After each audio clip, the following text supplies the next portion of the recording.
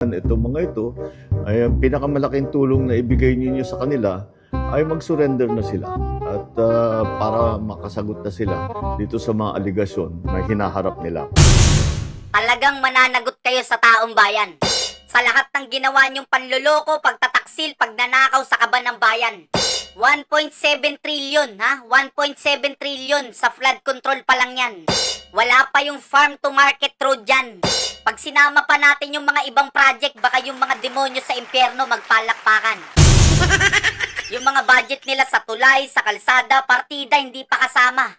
Isipin nyo, flood control pa lang yan, malulula ka na. Yung 241 billion illegal insertion sa national budget, inaprubahan niya. Yung 2025 General Appropriations Act, pirmado mo, mastermind ka. Ano logic dun? Walang saldi ko kung walang Martin Romualdez, walang Martin Romualdez kung wala ka.